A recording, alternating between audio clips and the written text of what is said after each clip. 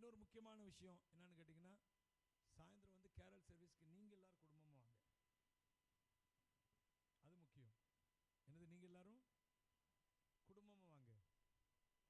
எனவே அதை விட்டுறாதீங்க. நீங்கள் சில பேர் கூட்டிகிட்டு வர மாட்டாங்க, வரவும் மாட்டாங்க. எனவே நீங்கள் எல்லாரும் குடும்பம் வாங்க. கர்த்தர் உங்களை ஆசீர்வதிப்பார். வாசிங்க. விதைப்பும் அறுப்பும்.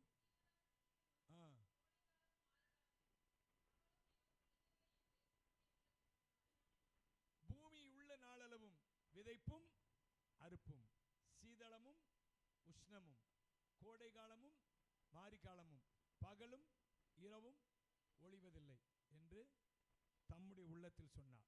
ஆண்டவர் வந்து அப்படி ஒரு நியமத்தை உண்டாக்கிட்டார். என்னன்னா, கண்டிப்பா விதைக்கணும், விதைச்சா கண்டிப்பா அறுக்கணும். அடுத்து சீதளம் என்றால் பனி, உஷ்ணம் என்றால் ஹீட் கோடை காலம், சீதளம் உஷ்ணம், கோடை காலம் மாரி காலம், இரவும் பகலும் இரவும், இது எல்லாமே ஒளியாத ஒன்று என்று சொன்னார். நான் இன்னைக்கு எதை உங்களுக்கு சொல்ல போறேன்னு கேட்டீங்கன்னா, விதைப்பும் அறுப்பும் ரொம்ப ரொம்ப முக்கியம். அல்லேலூயா. இன்னைக்கு கர்த்தர் சொல்ற காரியம் என்னன்னு கேட்டீங்கன்னா,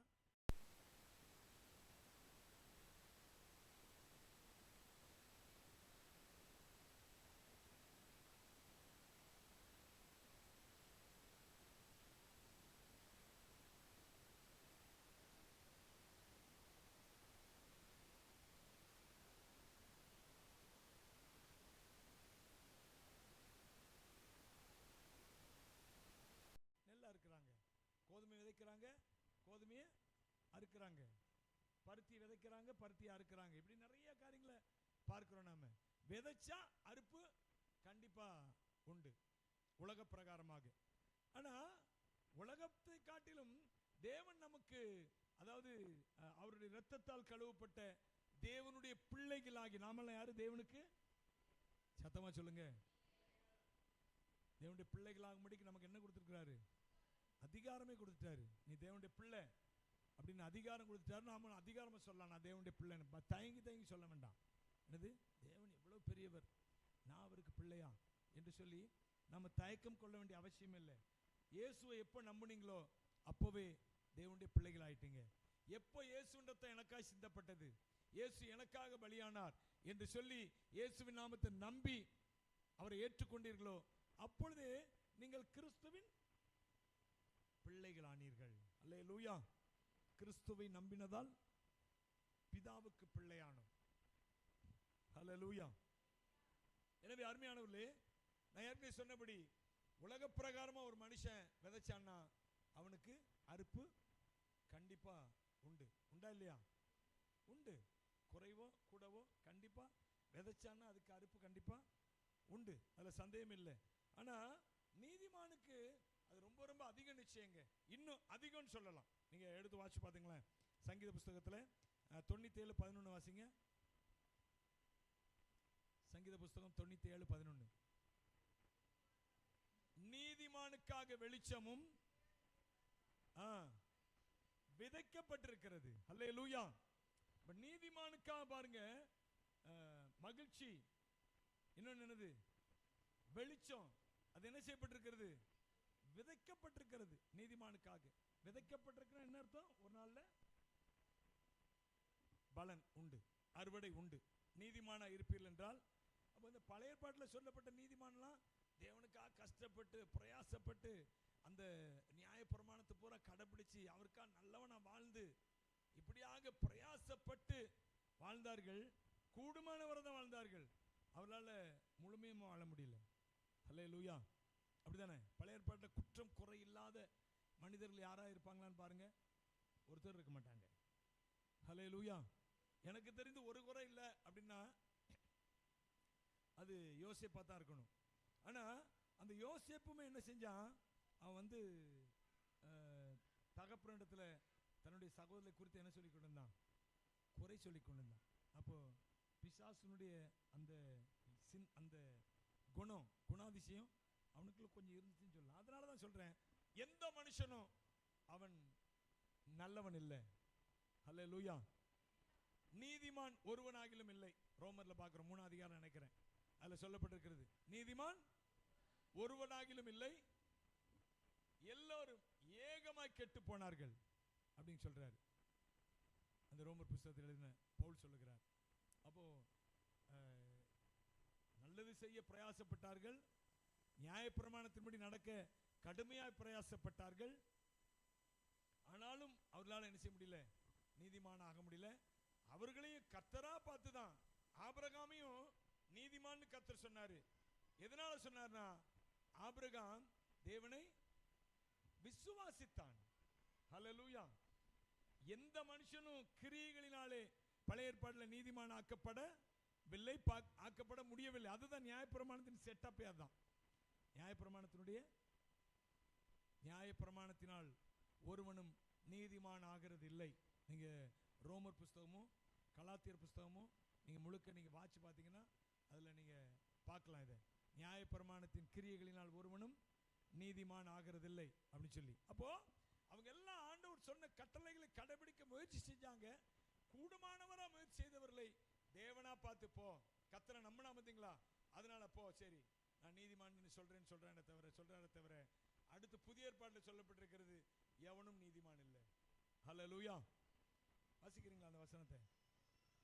ஸ்தோத்திரம்.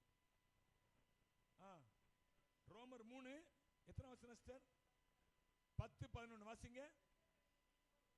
நீதிமான் ஒருவனாகிலும் இல்லை,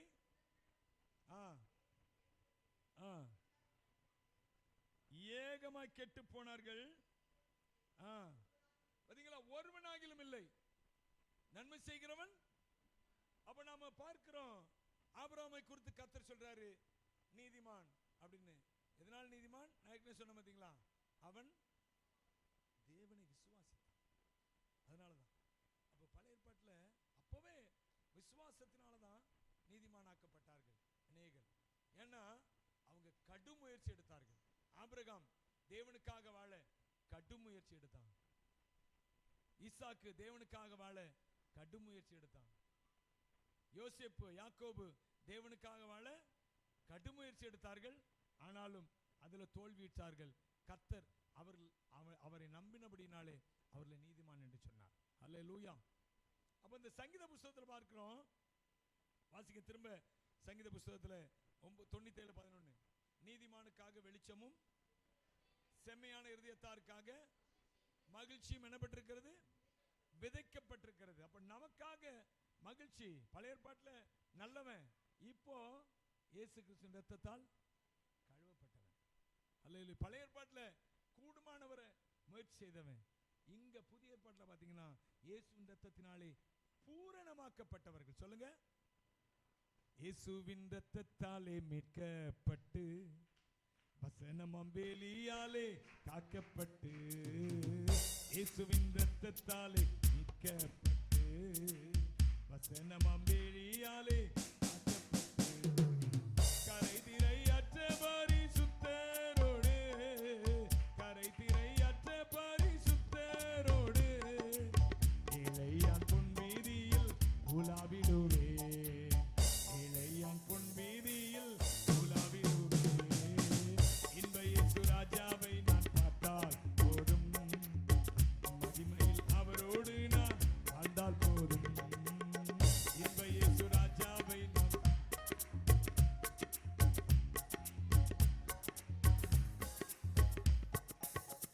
நித்தியமா மோட்ச வீட்டில் சேர்ந்தால் போதும்.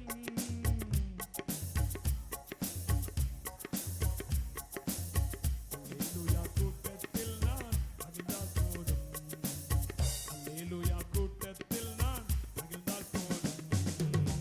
இன்ப இயேசு ராஜாவை நான் பார்த்தால் போதும், மகிமையில் அவரோடு நான் வாழ்ந்தால் போதும். இன்ப இயேசு ராஜாவை நான் பார்த்தால் போதும், மகிமையில் அவரோடு நான். இயேசுவின் இரத்தத்தாலே மீட்கப்பட்டதாங்க நாம் செய்த ஒரே புண்ணியம். அல்லேலூயா. இயேசுவின் இரத்தத்தாலே மீட்கப்பட்டபடினாலே நாம் நீதிமானாயிருக்கிறோம்.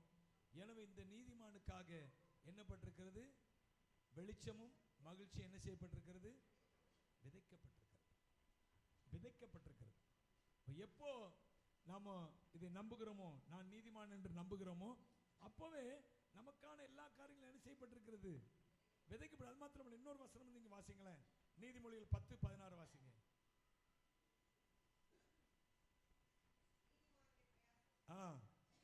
ஜீவனையும் பாத்தீங்களா, நீதிமானுடைய பிரயாசம் என்னத்தை செய்யுமா, ஜீவனை பிறப்பிக்கும், ஜீவனை விளைவிக்கும். ஹல்லேலூயா. நீங்களும் நானும் நீதிமானா இருக்கிறபடினாலே, இயேசுவின் இரத்தத்தினால் மீட்கப்பட்டவர்களா இருக்கிறபடினாலே, அவருடைய வசனத்தை நம்புகிறபடினாலே, இயேசுவின் மரணத்தை நம்புகிறபடினாலே நாம் நீதிமானா இருக்கிறோம். நாம் செய்கிற ஒவ்வொரு பிரயாசங்களும், பிரயாசம் என்னது, நாம் எடுக்கிற ஒவ்வொரு எஃபர்ட், அப்படி சொல்லலாமா, எஃபர்ட், நம்ம எடுக்கிற ஒவ்வொரு பிரயாசமும் என்ன செய்கிறது, அது ஜீவனை உண்டாக்குகிறது. மரணத்தை நோக்கி அல்ல, தோல்வியை நோக்கி அல்ல, நஷ்டத்தை நோக்கி அல்ல. நாம் எடுக்கிற பிரயாசங்கள்லாம் என்ன செய்யும், ஜீவனை தான் உண்டாக்கும். துன்மார்க்கனுடைய விளைவு அது என்ன செய்யும், பாவத்தை கொண்டு வரும். நம்முடைய பிரயாசம் ஜீவனை கொண்டு வரும். நம்புங்க, நான் தொட்டால் எல்லாம் என்ன செய்யும், 10 உடையட்டுங்க. நான்லாம் உண்மையாவே எதை எடுத்தாலும் திடீர்னு உடஞ்சிரும் டப்புன்னு. என் மனைவி சொல்லுவா, தயவுசெய்து நீங்கள் கை வச்சிடாதீங்க அப்படின்பா. எது அழகாக இருந்தால் கை வச்சிடாதீங்க, அதை எடுத்துடாதீங்க, ஏன்னா ஏதாவது நடந்துடும். அவங்க ஊருக்கு போனால் முந்திலாம் அவங்க அண்ணன் வண்டியெல்லாம் எடுத்துப்போம், பைக்கை வேண்டாம், பைக் வேண்டாம், நம்ம சும்மாவே போவோம். ஏன்னா பைக் எடுத்தால் என்ன ஆயிரும், ஏதாவது ஒரு பிரச்சனை ஆயிரும். அதனால் அப்படிதான். ஆனால் அப்பயும் நான் ரட்சிக்கப்பட்டேன் தான். ஆனால் நான் அதை நம்புறதில்லை. உண்மை அதுதான். உண்மைக்கும் கர்த்தரை நம்புவதற்கு வெகு தூரம் இருக்குது. ஹல்லேலூயா. அதை புரிஞ்சுக்கங்க. உண்மைக்கும் கர்த்தரை நம்புவதற்கும் ரொம்ப தூரம். உண்மை, நம்முடைய வாழ்க்கையில் நிறைய காரியங்கள் நடக்குது, உண்மை. ஆனால் நான் கர்த்தரை நம்பும் போது அந்த உண்மையெல்லாம் கூடிய சீக்கிரத்தில் பொய்யாய் மாறி போகும். அதனால தான் சொல்றேன், நீதிமானுடைய உங்கள் பிரயாசம் அது ஜீவனை தான் உண்டாக்கும். ஹல்லேலூயா. நீதிமானுடைய அப்படின்னா வெற்றியை கொடுக்கும், ஆசீர்வாதத்தை கொடுக்கும், பெருக்கத்தை கொடுக்கும். ஹல்லேலூயா. இதை நம்புங்க, இந்த வார்த்தையை நம்புங்க. நீதிமானுடைய பிரயாசம் அது ஜீவனை பிறப்பிக்கும் என்பதை நம்புங்க. அது மாத்திரமல்ல, இன்னொரு வசனம் கூட நீங்க வாசிங்க. சங்கீதம் 126 5 6 வசனங்கள்.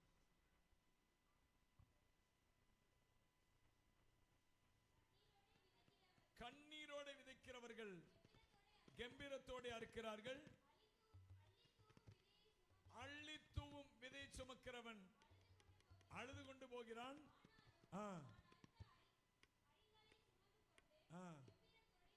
ஹல்லேலூயா. கண்ணீர் கம்பீரம். முந்தின வசனம் கண்ணீர், அடுத்த வசனம் கம்பீரம். அப்ப இந்த நாட்கள்ல நாம் ஒரு சில காரியங்கள்ல நாம் கண்ணீரோடு காணப்படலாம், கண்ணீரோடு தேவனிடத்துல ஜெபம் பண்ணலாம், கண்ணீரோடு ஒருவேளை கர்த்தரிடத்துல ஜெபம் பண்ணாவிட்டாலும் கண்ணீரோடு ஒரு சில காரியங்களை யோசிக்கும் போது நமக்கு கண்ணீர் வந்து விடலாம். அந்த அளவுக்கு நமக்கு போராட்டங்கள், பிரச்சனைகள். ஏன்னா கண்ணீரோடு விதைக்கிறோம் சொல்லும் போதே அது எதை காமிக்குதுன்னா, அவங்க ரொம்ப கஷ்டப்பட்டு என்ன செய்றாங்க. பார்க்குறோம்ல, நிறைய விவசாயிகள் வந்து அந்த விதை விதைக்கிற சமயத்தில் என்ன செய்வாங்க, அவங்க நாங்கள்லாம் கடை வச்சிருந்தப்போ நிறைய நகையை கொண்டு வந்து கொடுக்க வருவாங்க. என்ன விதைக்க போகிறோம் ஐயா, நிறைய ரூபா தேவைப்படும், அதற்காக என்ன செய்ய போகிறோம், எங்களுக்கு கையில் ரூபா இருக்கணும், அதனால நாளைக்கு உரத்தை வாங்கணும், நாளைக்கு அதை செய்யணும், இதை செய்யணும், அப்படிலாம் கொண்டு வந்து தங்க ஜாமானை கொடுத்து, என் வெள்ளி ஜாமானை கூட கொடுத்து என்ன செய்வாங்க, சின்ன தேவைன்னா வெள்ளி ஜாமான், நிறைய பெரிய தேவைன்னா தங்க ஜாமான் கொடுத்து விற்க வருவாங்க. விற்று வயலுக்காக செலவு பண்ண. அப்போ அதெல்லாம் பாருங்க, விற்று வயலுக்காக செலவழிக்க போகிறாங்கன்னா சந்தோஷத்தோடு செய்வாங்களா? ஏன்னா இப்படி தான் இருப்பாங்க, வருத்தத்தோடு தான். ஏன்னா கையில் இருந்தால் நம்ம இதை கொடுக்க வேண்டாமே, அடகு வைக்க வேண்டாமே, விற்க வேண்டாமே, கண்ணீரோட. அப்போ வேத வசனம் சொல்லுகிறது, கண்ணீரோட விதைக்கிறவன் எப்படியா இருப்பானா, கம்பீரத்தோட. அப்ப நீங்க விதைக்கணும், நீங்க கண்ணீரோட விதைச்சீங்கன்னா கம்பீரத்தோட இருப்பீங்க. இந்த வசனங்கள் எல்லாம் பார்த்தோன்னா எதை பார்க்கிறோம்னா, நாம விதைத்தோம் என்றால் நீங்களும் நானும், அல்லேலூயா, நீங்களும் நானும் தேவனுடைய பிள்ளைகளாகி நாம் விதைத்தோம் என்றால் தேவனுடைய நியமம் அப்படி நம்முடைய வாழ்க்கையில நடக்கும். என்னன்னா, விதைப்பு உண்டு என்றால் அறுப்பு உண்டு. அல்லேலூயா. விதைப்பும் அறுப்பும் தேவன் நியமித்த நியமம். ஒருவேளை இது மற்ற மனுஷர்களுக்கு பொய்யாய் போகலாம், விதைச்சா அது சாவியா போய், நிறைய பேர் சொல்ல நிறைய சாவி ஆயிட்டு. சாவின்னா என்னது? போய் பொக்கு மாதிரி ஆயிரும். அந்த நெல் என்ன ஆயிரும்? பொக்கு மாதிரி ஆயிரும். உள்ள நெல் இருக்காது, வெறும் மேலே அந்த இது மட்டும் இருக்கும், மேலே உள்ள கூடு மட்டும் இருக்கும், பொக்கு மாதிரி ஆயிரும். அப்போ சொல்லுவாங்க விதைச்சையா, ஆனால் நிறைய சாவியாக போயிட்டு விளைச்சல் ரொம்ப கம்மியாயிட்டு, நாங்கள் இவ்வளவு செலவழித்து விதைச்சோம், கடைசியில் இவ்வளோ தான் வந்திருக்கு என்று சொல்லி அவங்க வருத்தத்தோடு சொல்கிறத பார்க்குறோம். அப்போது அவர்கள் அப்படி உலக பிரகாரமான ஜனங்களுக்கு ஒருவேளை அப்படி இருக்கலாம். ஆனால் தேவனுடைய பிள்ளைகளாகிய நமக்கு நாம் விதைத்தோம் என்றால் அதற்கு நல்ல அறுவடை நிச்சயம் உண்டு. அல்லேலூயா. தேவன் நம்மை மீதம் எடுக்க செய்கிறவர். நீங்க பைபிள்ல உபாகம புஸ்தகத்துல 28ஆம் அதிகாரத்துல முதலேருந்து நீங்க 15 வரை வாசிச்சு பார்த்தீங்கன்னா, 15 வசனம் வாசிங்க. உபாகமம் 28:15.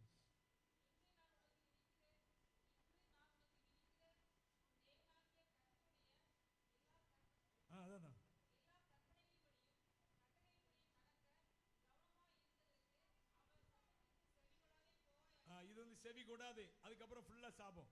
இந்த 14ஆம் வசனம் வர பாத்தீங்கன்னா கர்த்தர் ஃபுல்லா ஆசீர்வாதத்தை கொடுக்கிறார். அல்லேலூயா. தமக்கு பயந்தவர்களுக்கு நீங்க உபாகமம் 28:1 வாசிங்க.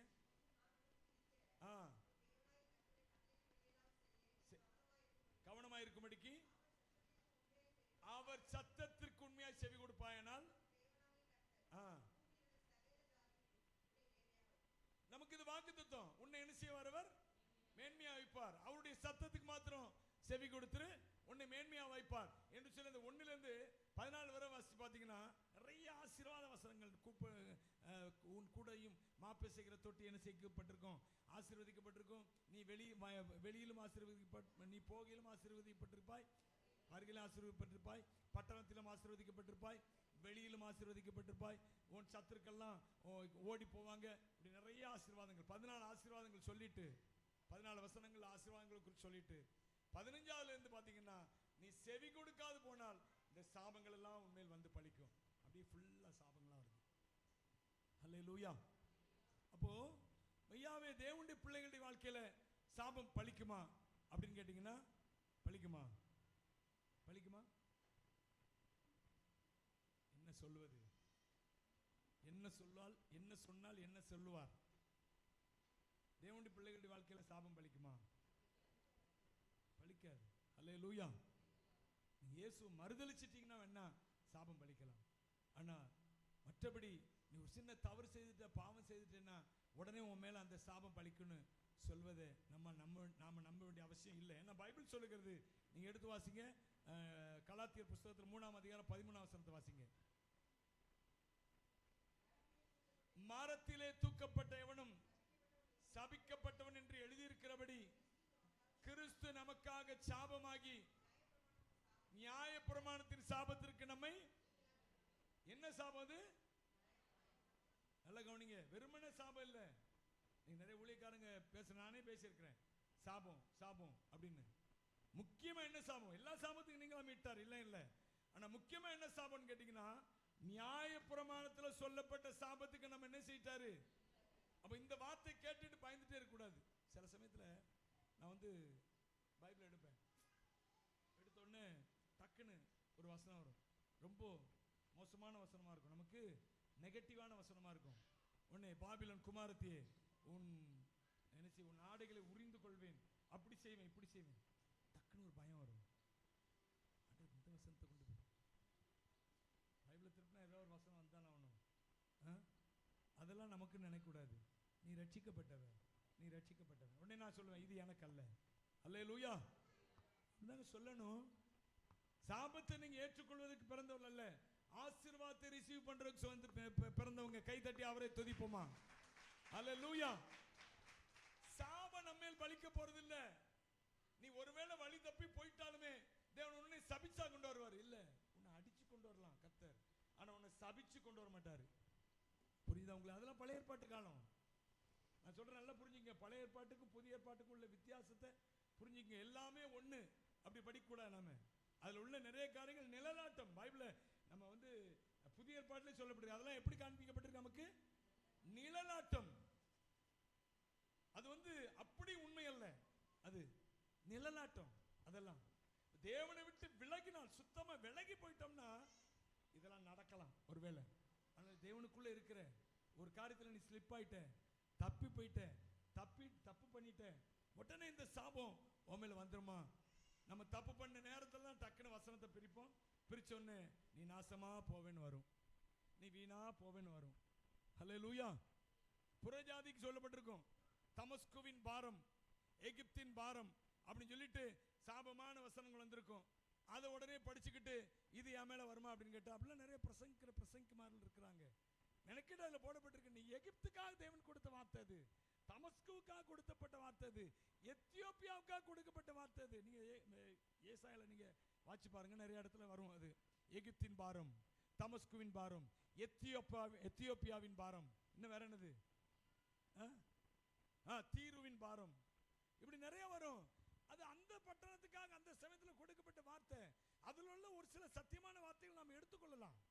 ஆனால் அதற்காக அதை பிரிச்சோன்னு அது வந்துச்சுன்னா உடனே கர்த்தர் என்னை சபிக்கிறான்னு நினைக்க வேண்டிய அவசியம் இல்லை. நீங்களும் நானும் நீதிமான், நீதிமான் நான், நீதிமான் நான், இரத்தத்தாலே கழுவப்பட்ட நீதிமான், இயேசுவின் இரத்தத்தாலே கழுவப்பட்ட நீதிமான். நீதிமான் நான், நீதிமான் நான், இரத்தத்தாலே கழுவப்பட்ட நீதிமான், இயேசுவின் இரத்தத்தாலே கழுவப்பட்ட நீதிமான். பனைமரம் போல் நான் செழித்திடுவேன், கேதுரு மரம் போல் வளர்ந்திடுவேன். பனைமரம் போல் நான்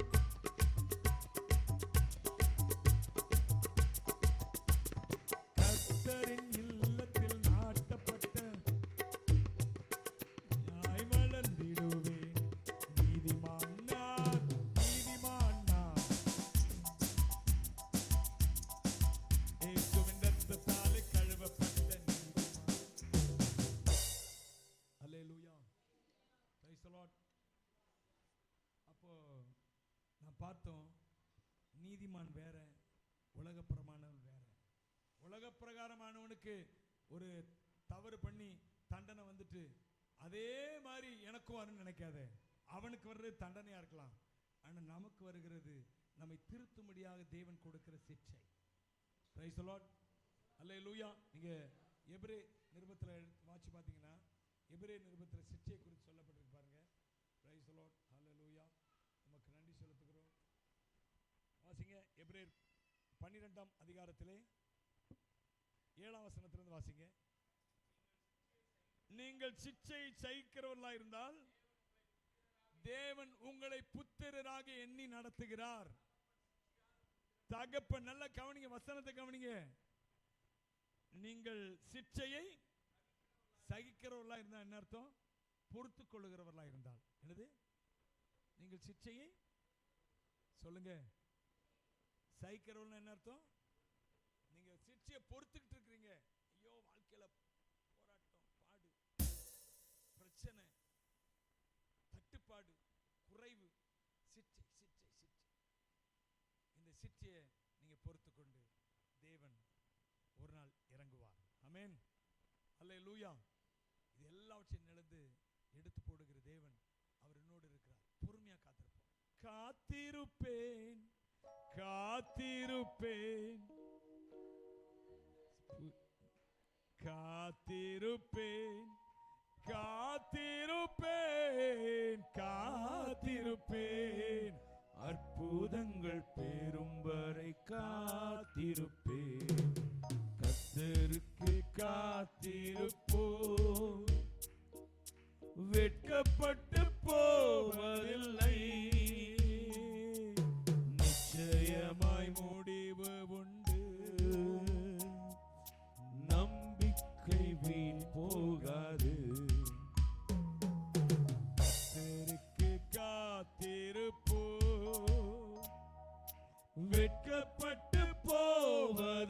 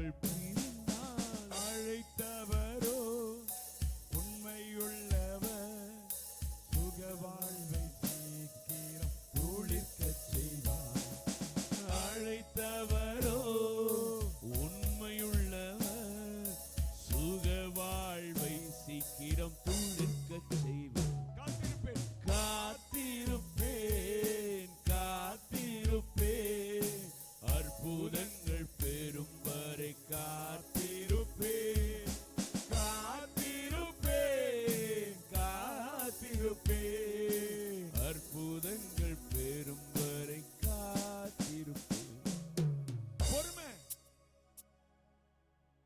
சிச்சை சகிக்கிறவர்கள் பொறுமையா இருந்தா நீங்க தேவனுடைய பிள்ளைகள். ஹல்லேலூயா. பாருங்க, யோசேப்புக்கு பிரச்சனை வந்துச்சு, போய்கிட்டே இருந்துச்சு. எத்தனை வருஷம்? 13 வருஷம் பிரச்சனை நடந்து. எத்தனை வருஷம் அவனுக்கு? 17 வயசுல இருந்து 30 வயசு வரை கஷ்டம் கஷ்டம் கஷ்டம், வேதனை, அடி, உத, சிறையிருப்பு. இதுதான் முழுக்க முழுக்க அவனுடைய வாழ்க்கையில. ஆனா அவன் பொறுத்துக்கிட்டே இருந்தான். அவனுடைய வேலை வந்துச்சு பாருங்க, டக்குன்னு சிறைச்சால இருந்து ராஜா முன்னாடி போய் நின்னான். ராஜா முன்னாடி போய் நின்ன உடனே, நீதான் அரியணையில் உட்காரணும், நான் சும்மா அரியணையில் உட்கார்ந்துருப்பேன், உனக்கு தான் எல்லா பொறுப்பும். டக்கு டக்கு டக்கு டக்கு டக்கு டக்குன்னு பெற்றோர் வந்தாங்க, அண்ணன் தம்பி வந்தான், பெற்றோர் வந்தான், எல்லாம் செட் ஆயிட்டு. கிட்டத்தட்ட நான் நினைக்கிறேன் 34 வயசா 36 வயசா நினைக்கிறேன், அதுல எல்லாம் செட் ஆயிட்டான். 30 வயசு வரை கஷ்டப்பட்டான். ஆனா 4 வருஷம் தான் நினைக்கிறேன் நான், நேமா அதுல இருக்குது, எனக்கு மறந்துட்டு. 34 வயசு நினைக்கிறேன். 34 வயசுல எல்லாரும், அதாவது யாக்கோபு பார்வோனுக்கு முன்பாக இருக்கும்போது அப்படின்னு சொல்லி ஒரு வயசு போட்டிருக்கும். அந்த நேரத்துல யோசேப்புக்கு நான் நினைக்கிறேன் 34 வயசுன்னு. 4 வருஷத்துல அவன் சிங்காசனத்துக்கு போயிட்டான், பெற்றோர்லாம் வந்துட்டாங்க, உலகமே அவனுக்கு தலை குனிஞ்சு நிக்குது. தலை வணங்கி, தலை குனிஞ்சு இல்ல, தலை வணங்கி நிக்குது. எல்லாம் நடந்து முடிஞ்சிட்டு 4 வருஷத்துல. யோசித்து பாருங்க. அப்போ உங்களுடைய வாழ்க்கையில பொறுமையா காத்திருக்கிறீங்க, உண்மைதான். ஆசீர்வாதத்துக்கு, நன்மைக்கு பொறுமையா காத்திருக்கிறீங்க, உண்மைதான். நிறைய நாட்கள் கடந்து போயிட்டு இனி இதற்கு இந்த காத்திருப்புக்கு ஒரு முடிவே இராதா என்று சொல்லும் அளவுக்கு நீங்க காத்திருந்துட்டீங்க. கர்த்தர் ஒரு நாளை கட்டளையிட போகிறார். அல்லேலூயா. ஒரு நாளை கட்டளையிட போகிறார். கட்ட கட்ட கட்ட கட்ட கட்ட கட்ட கடன்னு எல்லாம் வந்து நிற்கும். ஆமென். நீங்க பிள்ளைகள், அதை மறந்துடாதீங்க. நீங்க காத்திருக்கிறபடினாலே, நீங்க பொறுமையா இருக்கிறபடினால நீங்க நீங்க யாரு? நீங்க பிள்ளைகள். வாசிங்க, தொடர்ந்து அந்த வசனத்தை வாசிங்க. எல்லாருக்கும் கிடைக்கும். 8ஆம் வசனம். நீங்கள் சிச்சையை சகிக்கிறவர்களாக இருந்தால் தேவன் உங்களை புத்திரனாக எண்ணி நடத்துகிறார். என்ன அர்த்தம்? உங்களை காக்க வச்சிட்டு இருந்தார்னா தேவன் உங்களை பிள்ளைகளை நடத்துகிறார். புரியுதா உங்களுக்கு? அந்த வார்த்தையினுடைய அர்த்தம் என்னது? உங்களை கர்த்தர் காக்க வச்சிட்டு இருந்தா நீங்க யாரு? நீங்க தேவனுடைய பிள்ளைகள். பிள்ளைகள். தேவனுடைய பிள்ளைகளுக்கு எல்லாமே கொஞ்சம் காத்திருந்தா வரும். பைபிள்ல ஒரு வசனம் இருக்குது, என்னன்னா ஜெபத்தினாலே பரிசுத்தமாகும் அப்படின்னு சொல்லி. புதிய ஏற்பாட்டுல பவுல் சொல்லும்போது சொல்லுகிறார். எந்த புத்தகத்துல ஞாபகம் இல்லை எனக்கு. ஜெபத்தினாலே உங்கள் பலி என்ன செய்யும்? பரிசுத்தமாகும் அப்படின்னு சொல்லி. அப்போ நீங்க ரொம்ப நாளா ஜெபம் பண்ணிக்கிட்டே இருக்கிறீங்க, உங்க ஜெபத்தினால, உங்க பொறுமையினால, அதுதான் உண்மையான அர்த்தம் என்னது, அதுதான் உங்க பொறுமையினால உங்களுக்கு வரக்கூடிய ஆசீர்வாதம் அது எப்படி வருது? பரிசுத்தமா வருது, நன்மையானதா வருது, மிகுந்ததா, தேவன் கொடுக்கிறதா வருதுங்க. எல்லாவற்றுக்கும் மேலாக கை தட்டுவோம். தேவன் கொடுக்கிற ஆசீர்வாதம், தேவன் கொடுக்கிற ஆசீர்வாதம். அப்ப நீங்க காத்திருக்கிறீங்கன்னா நீங்க தான் பிள்ளைகள். காத்திருக்காமல் இருந்தா யாருன்னு பாருங்க, வாசிங்க. எல்லாருக்கும் கிடைக்கும் சிச்சை உங்களுக்கு கிடையாது இருந்தா நீங்க தாமதம் இல்லாம கேட்டவன டக்கு எனக்கெல்லாம் கேட்டவன ஆண்டவர் தந்துருவார். கொஞ்சம் டேஞ்சரஸ் கண்டிஷன் கண்டி எல்லாருக்குமே அப்படி சொல்லலைன்னா கொஞ்சம் நிதானிக்கணும். அந்த நேரத்தில் ரொம்ப பெருமை பாராட்டிடுறாங்க அடுத்தவங்களுக்கு. பாருங்க, அவங்க கேட்டு கேட்டு கிடைக்கல, எனக்கு கேட்டு வாயை திறக்க முன்னாடி கிடைச்சிட்டு அப்படின்னா சில வேலைகள் டேஞ்சரஸா இருக்கும்.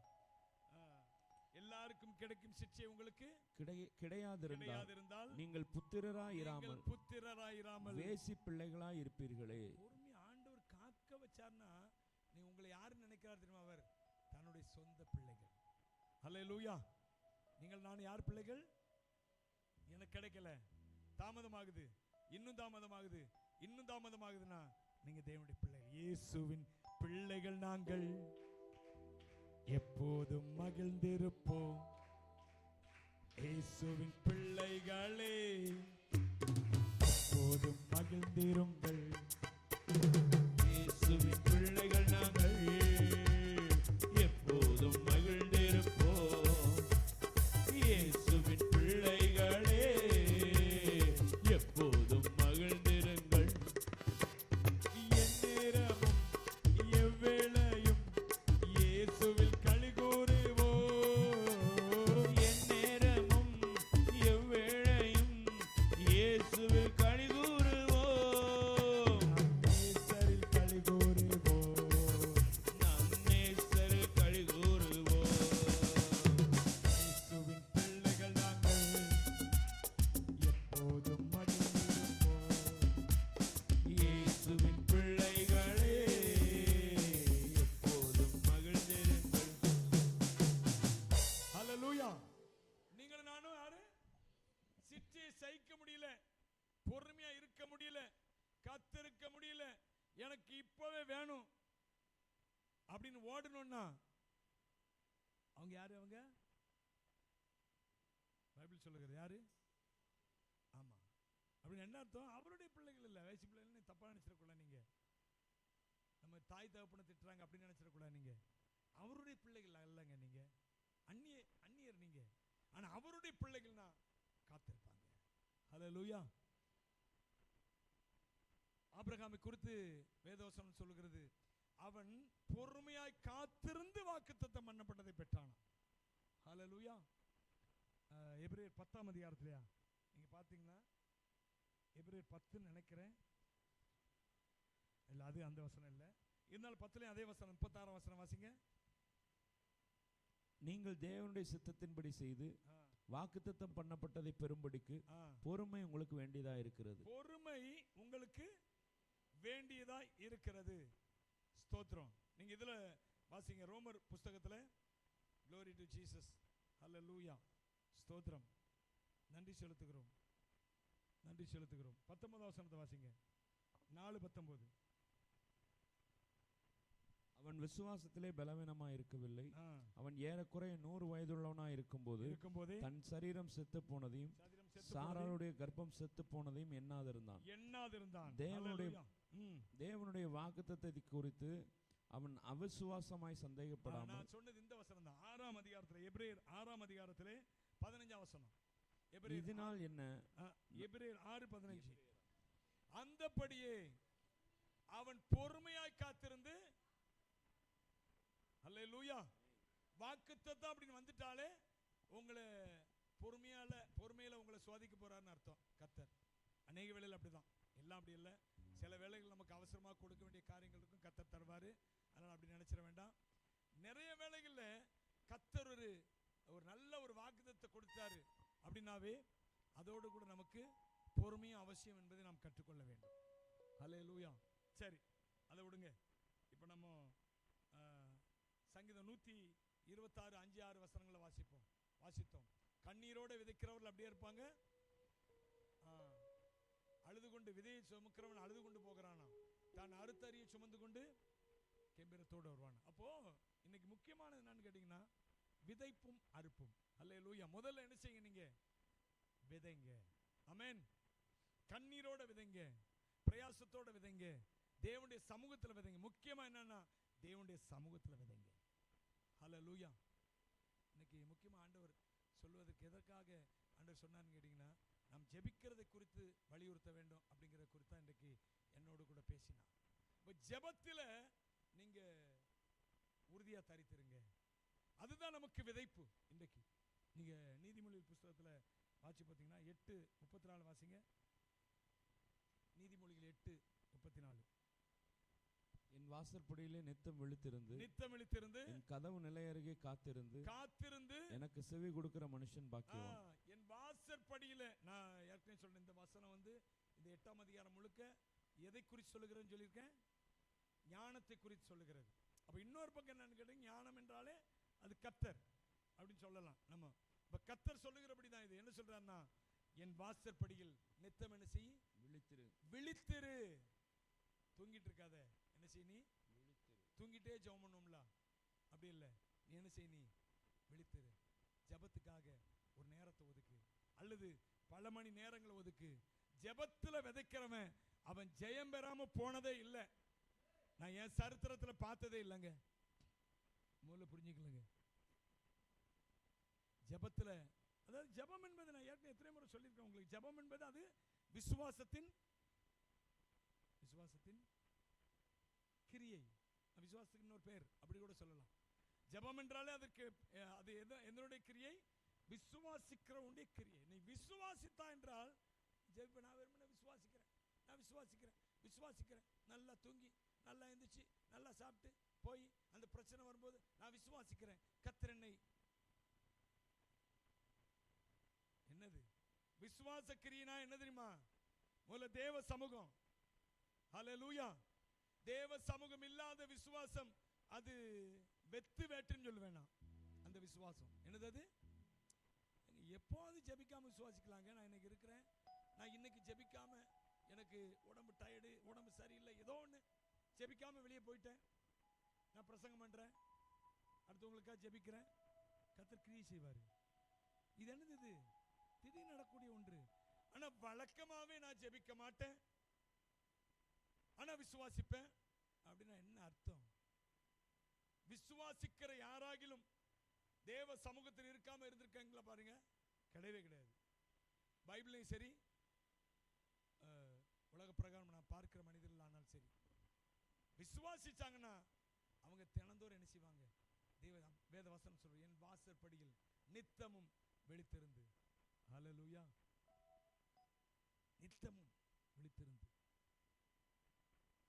நித்தமும் விழித்திருந்து என் கதவு நிலையருகே காத்திருக்கிறவன் பாக்கியவானா இருப்பான், அவன் ஆசீர்வதிக்கப்பட்டவனா இருப்பான். தேவ சமூகத்தில் காத்திருக்கிறவன், அதுதான் விதைங்க. ஜெபத்துல நம்ம சொல்றோம் பாத்தீங்களா, அதுதான் விதை. தேவ சமூகத்துல கழிக்கிறோம் பாத்தீங்களா, அந்த நேரம் நம்முடைய ஆசீர்வாதத்துக்கான விதை. வாலிப பிள்ளைகள் இப்ப இருந்தே பழக்கப்படுத்துங்க. நிறைய பேர் ஜெபிக்கிறதே இல்லை, எனக்கு தெரியும். ஜெப பழக்கமே இல்லை, வேஸ்ட் கிறிஸ்தவ வாழ்க்கை. இந்த பல்லு பிடுங்கப்பட்ட பாம்பு போலதான். என்னது? ஜெபம் இல்லைன்னா பாம்புக்கு அழகே என்னது? அதனுடைய விஷம். அப்படிதானே? பாம்பு என்றாலே எதை வச்சு பயப்படுறாங்க? அதை போல பாம்புக்கு வீரியம் விஷம். நீ வீரியம் உள்ளவளா, நீ வீரியம் உள்ளவனா இருக்கணும்னா உனக்குள்ள தேவ பழக்கம், தேவ சமூக பழக்கம் இருக்கணும். ஹல்லேலூயா. வேற எதுவும் இல்லாட்டாலும் பரவாயில்ல. சாமுவேலை பிறந்த உடனே கர்த்தருடைய சமூகத்தில் கொண்டு வந்து போட்டாங்க. எனக்கு அந்த ஒரு வார்த்தை ரொம்ப பிடிக்குங்க. தேவ சமூகத்தில் அவனை போட்டாங்க. போட்டு வருஷந்தோறும் அவனுடைய தாய் அவனுக்கு சின்ன சட்டை தைத்து கொண்டு வருவாளாம். எனக்கு இதை சொல்லும் போதே உடம்பு புல்லரிக்கு. வருஷந்தோறும் ஒரு சின்ன வாசிக்கிறீங்களா? அந்த வசனத்தை வாசிக்கிறீங்களா? 1 சாமுவேல் புஸ்தகத்தில். Praise the Lord. ஹல்லேலூயா. வாசிங்க. 2:19 வாசிங்க. 18 இருந்து வாசிங்க. 18 இருந்து வாசிங்க. 18 சாமுவேல் என்னும் பிள்ளையாண்டான் சணநூல் ஏபோத்தை தரித்தவனாய் கர்த்தருக்கு முன்பாக பணிவிடை செய்தான். செலுத்துவதற்காக வேற யாரும் அவனுக்கு சட்டை தச்சு கொடுத்தாங்களோ கொடுக்கலே தெரியல. ஒரு சின்ன சட்டை. எனக்கு உண்மையாவே ஆச்சரியமா இருக்கும். என்னன்னு கேட்டீங்கன்னா, எங்க வீட்டில் எல்லாருக்குமே குடும்பம் அப்படிதான் இருந்திருக்கும். இப்போ வேணா கொஞ்சம் அதிகமாக இருக்கலாம். கிறிஸ்மஸ் தோறும் ஒரு ட்ரெஸ் எடுப்பாங்க. அதுக்கு இடையில ட்ரெஸ் எடுத்தாங்களா எடுக்கலான்னு எனக்கு ஞாபகமே இல்லை. ஆனால் அந்த வருஷம் முழுக்க அந்த ட்ரெஸ்ஸை எப்படி வச்சு ஒப்பேத்துன்னு எனக்கு ஞாபகம் இல்லை உண்மையாவே. வேற மற்ற டைம்களில் ட்ரெஸ் எடுத்தால் உனக்கு ஞாபகம் இருக்கா? இல்லையா? வீட்டில் வேற ஏதாவது நமக்கு ட்ரெஸ், வேற சமயங்களில் ஏதாவது ட்ரெஸ் எடுத்தால் தான் ஞாபகம் இருக்கா உனக்கு? கிறிஸ்மஸ்க்கு ஒரு ட்ரெஸ் கண்டிப்பாக எடுப்பாங்க. அது ஒரு ட்ரெஸ் தான். இப்போ நம்ம கிறிஸ்மஸ்க்கு ஒன்று, நியூ இயர்க்கு ஒன்று, ஈஸ்டருக்கு ஒன்று, சும்மா இருக்க நேரம் ஒன்று, பிறந்த நாளைக்கு ஒன்று, நம்ம பிள்ளைங்களுக்கு பாஸ்டர்ஸ் மீட்டிங்கில் அங்கங்கே ஒன்று தராங்க எங்களுக்கு. சின்ன வயசில் ஒரே சட்டை, ஒரு ட்ரௌசர், ஒரு சட்டை. அதுக்கப்புறம் எப்படி நடந்துச்சுன்னு எனக்கு தெரியல. நான் இப்போ யோசிச்சு பார்க்குறேன், எப்படி ஒரு வருஷத்தை ஓட்டணும். இப்போ இவ்வளவு சட்டை, இவ்வளவு பேண்ட் இருக்கு. சில எதை போட இதை இப்போ சட்டையை வச்சு ஒப்பேத்திருக்கோம். ஒரு வருஷம் ஒரு சட்டை ஒரு ட்ரவுசர். அப்படிதான் சாமுவேலுடைய வாழ்க்கை அப்படிதான் இருந்திருக்கு. அவனுடைய தாய் வருஷந்தோறும் அவனுக்கு சின்ன சட்டையை தைத்து கொண்டு வருவார். ஹல்லேலூயா. எப்படி மாறிட்டார் பாருங்க சாமுவேல், ராஜாக்களை அபிஷேகம் பண்ணுகிறவர். ஹல்லேலூயா. என் பலனான கிறிஸ்து இருப்பதினால் எந்த பயமும் எனக்கு இல்லையே, என் பல பக்கத்தில் அவர் துணை நிற்பதால் நான் ஜெயம் பெற்று எழும்பிடுவேன். என் பலனான கிறிஸ்து இருப்பதினால் எந்த பயமும் எனக்கு இல்லையே, என் பல பக்கத்தில் அவர் துணை நிற்பதால் நான் ஜெயம் பெற்று எழும்பிடுவேன். எல் ஷடாய் என் தெய்வமே, எல் ரோயி என் தகப்பனே, யெகோவா என் ராஜனே. எல் ஷடாய் என் தெய்வமே, எல் ரோயி என் தகப்பனே, யெகோவா என் ராஜனே. ஹல்லேலூயா. நான் ஏற்கனவே ஒரு ஊழியக்காரர் சொன்ன சாட்சியை உங்களுக்கு சொல்லிருக்கு தெரியுமா? அவர் ஊருக்கு போனாராம். போகும்போது அவங்க அம்மாட்ட கேட்டாராமா, நம்ம இருந்த இந்த ஊரில், அவர் இப்போ சென்னையில் செட்டில் ஆகிட்டாரு, நம்ம இந்த ஊரில் இருந்த நம்முடைய வீடு எங்கேம்மா இருந்துச்சு, எந்த இடம்னு கேட்டாராம். அப்போ அந்த அம்மா ஒரு குப்பை தொட்டியை காட்டி இந்த இடத்துல நம்ம வீட்டு இருந்துச்சு அப்படின்னு சொன்னாங்களாம். ஹல்லேலூயா. இப்போ ஆண்டவர் உயர்த்திட்டார், அவரை எங்கேயோ போயிட்டாரு. வேற விஷயம். அவர் தன்னுடைய சாட்சியில் சொல்றாரு, குப்பை தொட்டில வாழ்ந்து கொண்டிருந்தவன், அல்லது குப்பை தொட்டி வைக்கிற இடத்துல இருந்து கொண்டிருந்தவன், அல்லது குப்பை தொட்டி வைக்கிற இடத்துல வாழ வேண்டிய தகுதியில இருந்தவனை இன்னைக்கு கர்த்தர் எங்கேயோ வச்சிருக்கிறாரு. அல்லேலூயா. இது எல்லாம் எது கொண்டு வந்தது தெரியுமா? தேவ சமூகங்க. அல்லேலூயா. நான் சாமுவேலை குறித்து சொன்னேன், சின்ன சட்டை வருஷம் தாயால கொடுக்க முடியுது, அதுதான் அது வருஷந்தோறும் தான் வருவாங்க, பார்க்கறதே வருஷந்தோறும் தான். இந்த ஷீலோவுக்கு அவர்கள் கர்த்தருக்கு பலி செலுத்த முடியாது வருவாங்க. அப்பதான் சாமுவேலை பார்க்க வருவாங்க, சட்டையும் தச்சு கொண்டு வருவாங்க. ஆனா இந்த சாமுவேல் தான் பின்னாடி எப்படி ஆனார் தெரியுமா? ராஜாக்களை அபிஷேகம் பண்ணுவாருமா. சாமுவேலை அபிஷேகம் பண்ணது அடையாளம் காட்டினது, சவுலை அபிஷேகம் பண்ணது அடையாளம் காட்டினது இந்த சாமுவேல். தாவீதை அபிஷேகம் பண்ணது அடையாளம் காட்டினது, தூக்கி வச்சது இந்த சாமுவேல். இந்த சாமுவேல் சொல்லுகிற வார்த்தை அப்போ தேவனுடைய வாக்கு இஸ்ரவேல் தேசத்தில். ஹல்லேலூயா. ஏன் தெரியுமா? இந்த சாமுவேல் எப்போதும் சிறு வயதிலிருந்து அவன் கர்த்தருக்கு முன்பாக பணிவிடை செய்கிறவனா இருந்தான். இப்ப இங்க கவனிப்பா வாலிய பிள்ளைகளு, அவன் சிறு வயதிலிருந்து, ராகுல் போன் இருந்தா உள்ள வச்சிருப்பா, போனை உள்ள வச்சிரு. சோத்திரம். சிறு வயதிலிருந்து கர்த்தர் சமூகத்தில் வளர்ந்தவனா இருந்தான். எட்டி பிடிக்க முடியாத உயரம். அல்லேலூயா. வாசிக்கலாம் அந்த வசனம் 2ஆம் அதிகாரம். Price the Lord. 3ஆம் அதிகாரம் 1 சாமுவேல் 3ஆம் அதிகாரத்திலே 1ஆம் வசனத்தை வாசிங்க. சாமுவேல் ஏலிக்கு முன்பாக கர்த்தருக்கு பணிவிடை செய்து கொண்டிருந்தான். பிரதான ஆசாரியன் இருக்கிறான், அவன் கண்ணு பார்க்க இவன் கர்த்தருக்கு பணிவிடை, கர்த்தருடைய சமூகத்திலே இருந்தான். தேவ சமூகத்தில், தேவ பிரசன்னத்தில். என் அருமையான தேவனுடைய பிள்ளைகளே, கர்த்தர் ஒருவேளை நாம் ஜெபிக்கும் பொழுது தேவ சமூகத்தில் இருக்க பெருசா நம்முடைய வாழ்க்கையில நடக்கிற மாதிரி வித்தியாசம்லாம் சில சமயங்களில் தெரியவே தெரியாது.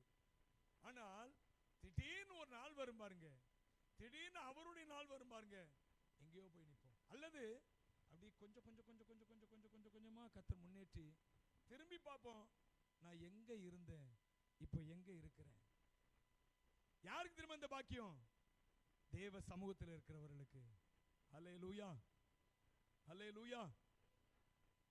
எனவே கர்த்தருடைய சமூகத்தை விட்டுறாங்க, ஜெபம் பண்றதை விட்டுறாதீங்க, ஜெப நேரத்தை விட்டுறாதீங்க. எதை விட்டாலும் ஜெப நேரத்தை என்ன செய்யக்கூடாது?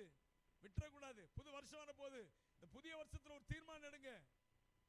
நான் தேவனுடைய சமூகத்தில் இல்லாம நான் எங்கேயும் போக மாட்டேன். ஃபர்ஸ்ட் என்னது? ஒரு மணி நேரமாவது காலையில் ஜெபிக்காம என்ன செய்ய மாட்டேன், நான் வெளியே வர மாட்டேன். இது ஒரு குறைந்த டைம் தான் சொல்றேன் நான். அட்லீஸ்ட் ஒரு மணி நேரம். ஏன்னா ஜெப நேரம் என்பது உன் ஆசீர்வாதத்துக்காக, உன் வல்லமைக்காக, தேவன் உன்னிடத்தில் கிரியை செய்வதற்காக நீ விதைக்கிற நேரமாய் இருக்கிறது. கைத்தட்டி அவரை துதிப்போம். அப்ப முதலாவது ஜெப நேரம் உனக்கு விதைக்கிற நேரம். முதல்ல புரிஞ்சுங்க, வாலிப பிள்ளைலாம் புரிஞ்சுங்க. தேவ சமூகத்துல கொஞ்ச நேரமா என்ன செய்யுங்க, முழங்கால் போட்டு உட்கார்ந்து ஜெபம் பண்ணிட்டு நல்லா பாட்டு பாடி கர்த்தரை ஆராதிச்சு உங்க தேவைகளை அவரிடத்துல சொல்லி அவர் என்ன சொல்றாருன்னு கேட்டு உங்க இதயத்தில் உணர்த்துவாரு. ஜெபிக்க ஜெபிக்க ஜெபிக்க கர்த்தர் அவர்களோட என்ன செய்ய ஆரம்பிச்சிருவாரு, பேச ஆரம்பிச்சிருவாரு. எனவே அந்த வேலையை விட்டுறாதீங்க. தயவு செய்து நீ படிப்புக்கு நேரம் செலவழிக்கிற, காலேஜ் போக, ஸ்கூலுக்கு போக, இன்னும் வேலைக்கு போக எல்லாம் நேரம் செலவழிக்கிற, ஆனால் உனக்கு கர்த்தருக்கு கொடுக்க மட்டும் நேரம் இல்லை. நீங்க வாசிங்க ஒரு வசனம், நீதிமொழிகள் 20:4 வாசிங்க. நீதிமொழிகள் 20:4. சோம்பேறி குளிர்கிறதென்று உளமாட்டான். சோம்பேறி குளிர்கிறது என்று என்ன செய்ய மாட்டானா, உளமாட்டான். அறுப்பிலே பிச்சை கேட்டாலும் அவனுக்கு ஒன்றும் கிடையாது. இது ஆவிக்குரிய ரீதியா எடுத்து பாருங்க. சோம்பேறி குளிர்கிறது என்று ஜெபிக்க மாட்டான். நீ ஜெபிக்கிறவன பாரு, சார் ஜெபிக்க முடியாதவன், ஜெபிக்கல அப்படிங்கிறவன், ஜெபிக்க முடியல என்னால அப்படிங்கிறவன், அவன் கோடை காலத்துக்கு ராத்திரி முழுக்க சரியா தூங்கல, அதனால காலையில தான் நல்ல தூக்கம் வருது. குளிர் நேரத்துல பயங்கர குளிர், என்னால என்ன செய்ய முடியல. இதுதான் அந்த வசனம். சோம்பேறி குளிர்கிறது என்று, அவன் சோம்பேறி. ஆக்சுவலா அவன் உழுறதுக்கு வாய்ப்பு இல்லாம இல்ல, சோம்பேறித்தனத்தினால விடுறது இல்ல. நீ உழுதாதான் உனக்கு நீ விதைச்ச காரியங்கள் எப்படி இருக்கும், செழிப்பா வளரும். சும்மா இருக்கிற நிலத்தை பாருங்க, முதல்ல விதைக்கிறதுக்கு முன்னாடி என்ன செய்வாங்க, உழுது போடுவாங்களா, பார்த்துருக்கீங்களா? கலப்பை வச்சு என்ன செய்வாங்க, ஏன்னா நிலம் அப்பதான் பண்படுத்தப்படுகிறது. அப்போ நீ ஜெபத்துல உட்கார்ந்தாதான் உன்னுடைய வாழ்க்கையை தேவன் பண்படுத்துகிறார், உன்னுடைய வழியை தேவன் பண்படுத்துகிறார். கோணலான வழிகளை அவர் செவ்வையாக உனக்கு ஏற்ற வழிகளாக, உன்னுடைய ஆசீர்வாதம் வருவதற்கு ஏற்ற வழியாக கர்த்தர் மாற பண்ணுவார். ஜெபம் பண்ணாதவனுக்கு, உழாதவனுக்கு அறுப்பு நேரத்தில் பக்கத்து நேரத்துல அறுத்துட்டு இருப்பான். இவன் பக்கத்துல போய் அந்த தான் வயலில் நின்று என்ன செய்யணும், கண்ணீர் தான் வடிக்கணும். அறுப்பிலே பிச்சை கேட்டாலும்,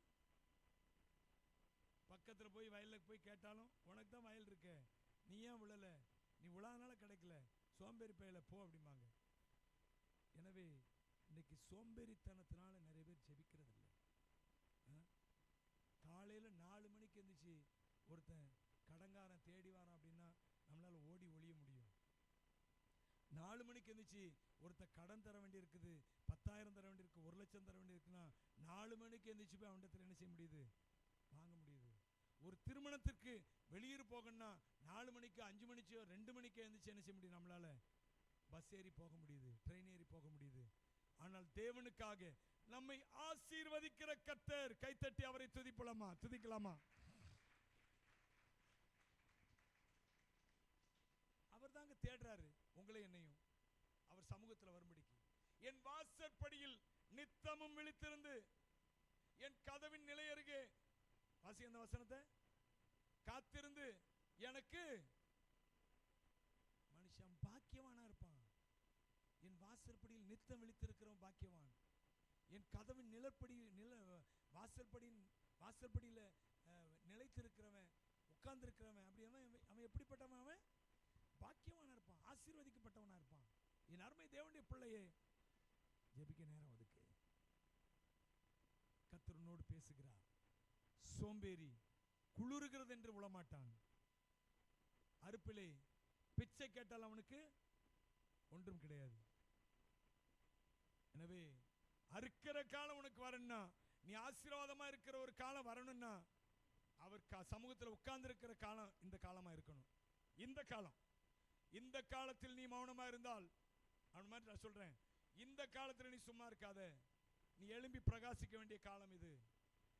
உன் சோம்பேறித்தனத்தினால உன்னுடைய எதிர்கால வாழ்க்கையை கெடுக்காத. ஜெபம் விதைப்பு, ஜெபமும் விதைப்பும் ஒன்று, விதைப்பும் அறுப்பும் அவருடைய நியமம். எனவே நீ இன்றைக்கு ஜெபத்தில் விதைத்தால் பின்னாடி அறுப்பாய். கர்த்தர் உன்னை ஆசீர்வதிப்பார். அடுத்து மாத்திரமல்ல, நம்ம எதை விதைக்கணுங்கிற இன்னொரு காரியங்களை குறித்து விசுவாச வார்த்தைகளை என்ன செய்யும் வாழ்க்கையில விதைத்து கொண்டே இரு. ஹல்லேலூயா. பெருசா பலன் கிடைத்தது போல இருக்காது, ஆனா விதைத்து கொண்டே இருங்க. நாங்க அப்படி அனுபவப்பட்டனால தான் இன்றைக்கு இந்த நிலைமையில வந்திருக்கிறோம். இப்பவும் நிறைய காரியங்கள் சாதிக்க வேண்டியிருக்குது. இப்பவும் விசுவாச வார்த்தைகளை பேசிக்கொண்டே இருக்கிறோம். நிச்சயமா ஒரு நாள் அதை செய்து முடிப்போம். கர்த்தர் அதற்கான வாய்ப்புகளை கர்த்தர் தருவார். ஆமென். அதுவரை என்ன செய்யணும்? நாம விசுவாச வார்த்தைகளை பேசிக்கொண்டே இருக்கணும். நீங்க வாசிங்கள் நீதிமொழிகள் ரோமர் நிருபத்தில் 10ஆம் அதிகாரம் 10ஆம் வசனத்தை வாசிங்க.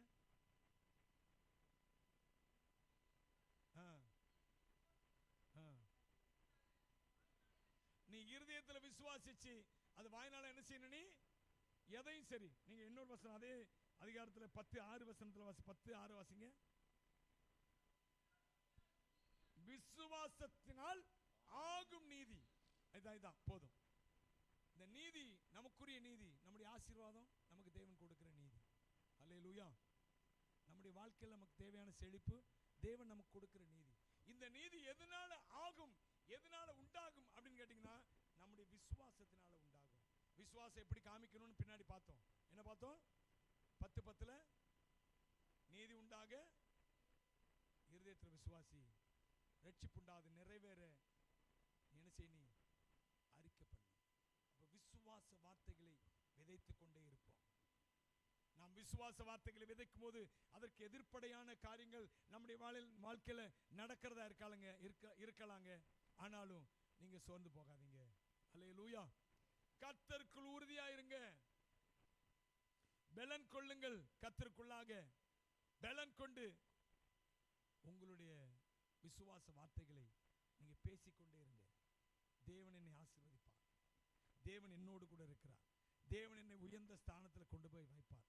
எனக்கான நேர்த்தியான இடம் உண்டு. எனக்கான சிறப்பான ஆசீர்வாதங்கள் தேவன் வைத்திருக்கிறார். அல்லேலூயா. என்னுடைய உயர்தலங்களில் என்னை கொண்டு போய் நிறுத்துவார். மான் கால்களை போல என் கால்களை மாற்றி இருக்கிறார். அல்லேலூயா. நான் மதில்களை தாண்டி செல்வேன். சொல்லிக்கொண்டே இருங்க, சொல்லிக்கொண்டே இருங்க. சில வேளைகள்ல நம்முடைய வார்த்தைகள் மாத்திரம் பேசிக்கொண்டே இருப்போம், வருஷக்கணக்கா நடைபெறாது. ஆனால் அடுத்து சில வருஷங்கள் வரும் பாருங்க, ஒண்ணு போல எல்லாவற்றையும் கர்த்தர் நிறைவேற்ற ஆரம்பிப்பார். அப்படிலாம் நான் என் வாழ்க்கையில நான் பார்த்திருக்கிறேன். ஹல்லேலூயா. எனவே ஒரு நாள் சோர்ந்து போயிரு. விசுவாச வார்த்தைகளை பேசுவதற்கு என்ன செய்யாதீங்க? சோர்ந்து போயிடாதீங்க. அடுத்து இன்னொரு நாம் அறிக்கை செய்ய வேண்டிய அல்லது விதைக்க வேண்டிய காரியம் என்னன்னு கேட்டீங்கன்னா சுவிசேஷ வார்த்தைகள். பிரசங்கி 3:2 வாசிங்க. பிரசங்கி 3:2.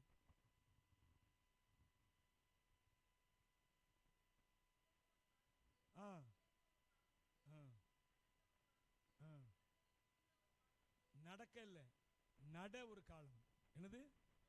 நடுவதற்கு ஒரு காலம் உண்டு, அதை பிடுங்குவதற்கு ஒரு காலம் உண்டு.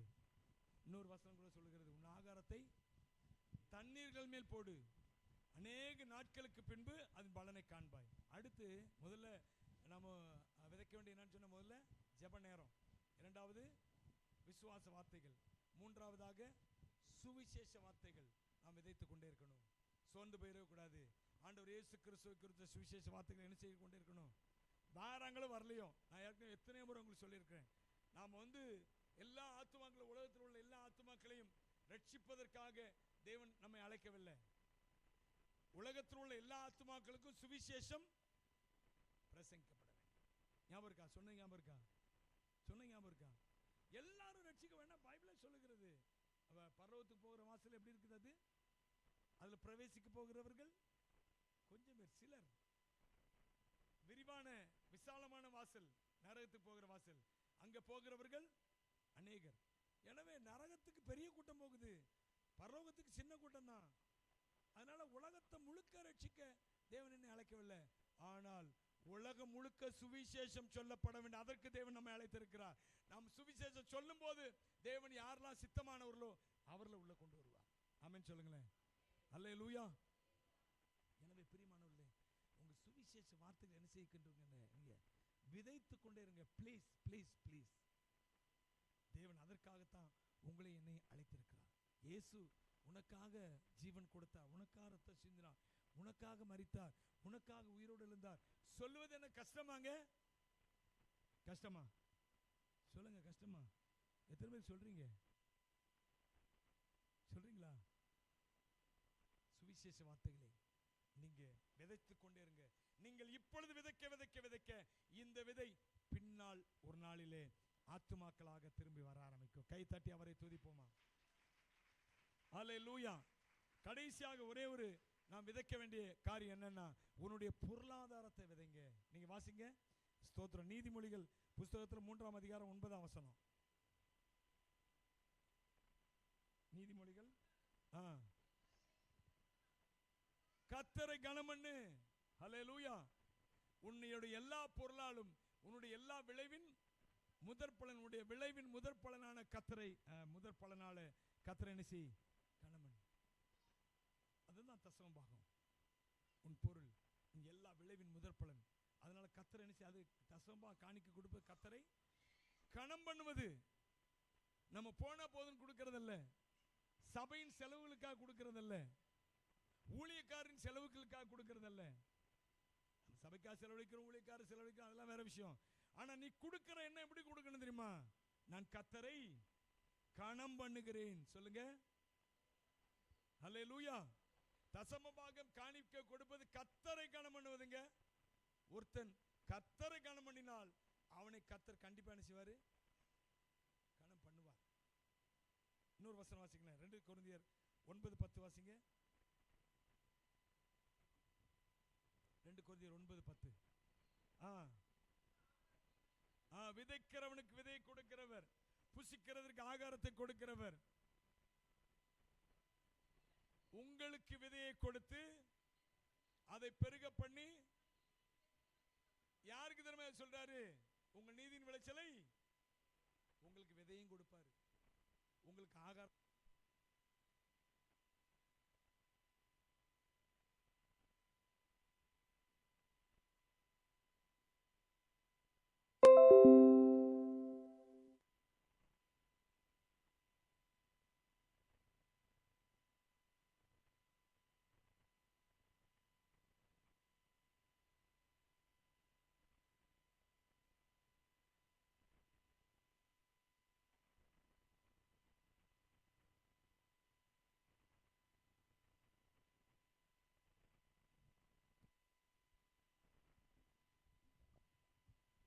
Praise the Lord.